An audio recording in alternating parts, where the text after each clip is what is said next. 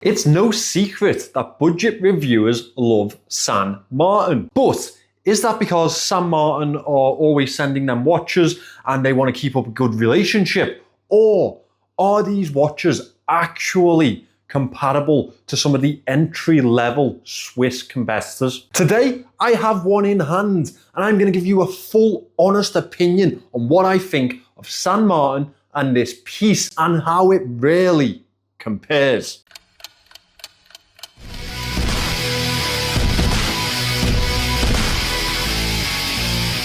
Hi guys, my name is Jason and I am your watch guy today. I've got a pretty vibrant San Martin to show you today and it has been sent to me by the SKB store. I have linked them in the description and they've given me a discount code to share with you. That's on screen right now and that is for $15 off any purchase over $100. Let's find out if San Martin is actually as good as everyone tells you. I can confirm from the outset, the finishing on this case is pretty incredible. But we'll get back to that because I want to cover my favorite feature first. This bezel simply makes this watch for me. It gives me super Seawolf type of vibes and it's incredibly colorful. What else would you expect? I won't lie, I've had a lot of LNMOP comments on this one.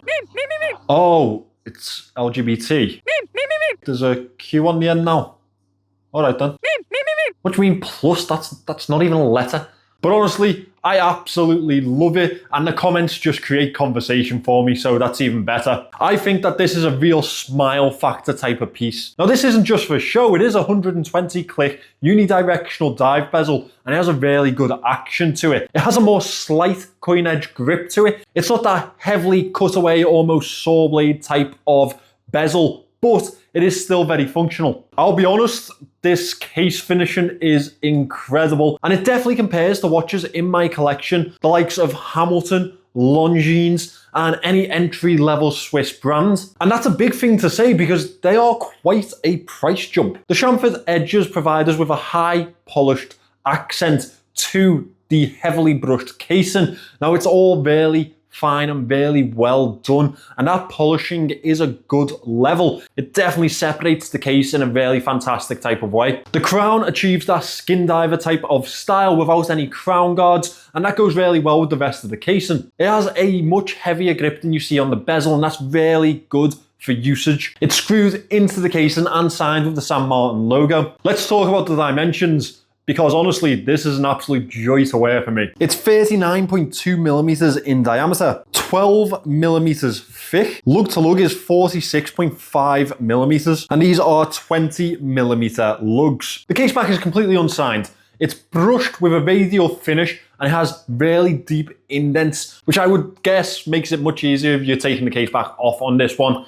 Not that I see a reason that I'm going to. They've definitely erred on the side of vintage with their sapphire crystal. No, I don't mean with the material, but the domed effect brings back that vintage style of tabletop domed crystals. And it works really well with that domed bezel insert. The bezel definitely has the almost Bakelite type of effect to it, and you know that I absolutely love that in more vintage designs. That is actually a sapphire bezel insert, so hopefully that also means that it'll hold up with scratch resistance and any sort of knocks. The markings on the bezel are loomed and I will show you that shortly. The water resistance packs in a solid 200 meters, exactly what you are looking for in a dive watch. The overall dive aesthetic to the piece is absolutely fantastic. As I mentioned, it's definitely got that skin diver type of look to it. The case profile definitely brings me back to a more 62 mass type of look. The drilled lugs make for a very accessible band switch option, which again adds to the functionality of the piece. It looks pretty, but it is also very functional. It's honestly just an overall fantastic casing, and I think that's really where San Martin shine. Yes, they use a standard NH35 movement, not gonna light the world on fire. Yes, the dials can sometimes be rather pretty, but they are not exactly the most innovative in the world. That case finishing is impeccable. Also, as a note, the NH35, I understand the use of it because it's an absolute workhorse, and yeah, at that type of price, I don't really know of a better movement to put in a watch. The dial is definitely the more simplistic part of the watch, and that's not really a bad thing for me, especially when you consider the flamboyance of the bezel insert. The white minute track around the outer edge of the dial gives a fantastic contrast to that black flat dial in the center, and that flat black dial is such a matte effect that you can almost mistake it for grey in certain lights. The indices are applied throughout with a nice finish to the outer edges, loom in the center, and our 6 o'clock has been replaced with the date window. I don't really mind that this one isn't color matched because it almost acts as an extension to that outer ring. As well as that, with it being down at the 6 o'clock, it keeps the balance of that dial really symmetrical, and you know that I'm a fan of that. Up until 12 o'clock, we have the applied San Martin hexagonal logo. That is actually my favorite variation of the San Martin logo. Now, I know it's not to everyone's taste, but for me, personal opinion, it does the best work. The sword style handset can definitely be seen as quite thin. It has a nice finish to the outer edge, and those counterbalances really do make me think it's a little bit more elegant. I do definitely think that they've missed a trick with the second hand. It is in green, that's a nice splash of color, but I think they really should have made it a little bit brighter and brought out the rest of the bezel with it. Now it's time to get into that loom shot, which I have massive expectations for, because if there's one thing that people compliment, it's San Martin's loom. As you can see, the loom shot on this one is incredible. They've even gone as far to loom the date window, which is a really nice touch. It's not something they get at this type of price range. Now, I'm going to say something pretty big, and I don't think all of you are going to agree with me. When you take into account all the features are loomed, we have a date window that is also loomed, and they've gone as far to loom the bezel to a point where you can actually see the colour differentiation. I think this is a 10. Tell me if I'm wrong in the comments, but I think this is a 10 out of 10. This bead of rice bracelet is fantastic on the wrist. The high polished center links definitely give a really nice accent to the highly brushed outer links. Now those outer links definitely incorporate themselves much better into the lugs and the finish on that case, so I really do appreciate it. The specifications of the bracelet are definitely up there. They have screw links, the finishing is pretty good, and the clasp just carries that on. It has a large San Martin logo embossed onto it, double pushes to open the milled clasp, and we have a quick adjustment, which is absolutely perfect for getting a quick change in the middle of the day when it's a little bit warm and your wrist starts to expand, etc, etc. You know by now how it works. Let me get it on wrist so you can see how good it looks. As you can see, this is the San Martin with the rainbow bezel on wrist. This one fits perfectly to my wrist. That skin diver type of aesthetic to the case and the profile really works well. As you can see, the beads of rice bracelet is doing its job perfectly.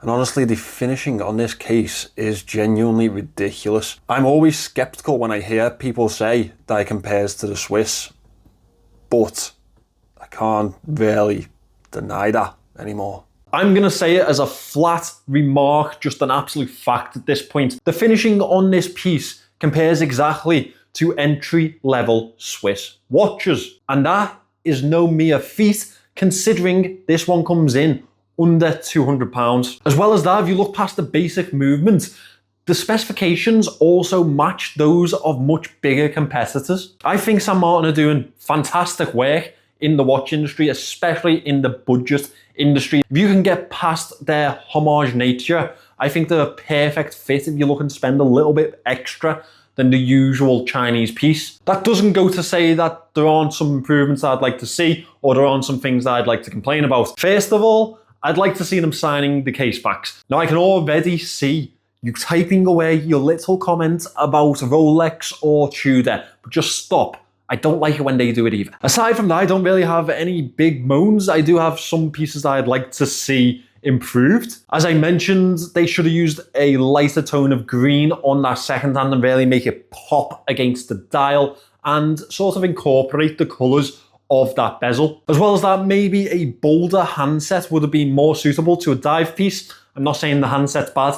I'm just saying maybe. For around £180, this is a fantastic deal. Now remember, I have linked the website in the description. They did send me this piece, but I did also tell them that they're gonna have no input on this review and they'll see it at the same time that you guys do. Now that is a EU warehouse, which means that you can get your shipping much quicker and it's going to be a better customer service. As well as that, they've given us a discount code, so why not use that to get a little bit of cash off? Thanks for watching today, guys. As you can probably tell, I'm incredibly impressed by this piece. It's incredible value and the price just does not match with the quality that's on offer. If you want to see more of St. Martin on the channel, make sure you make a comment in that comment section and let me know. Tell me which variants you'd like to see me get in. Remember to subscribe to the channel for more watch content, and I'll see you in the next one.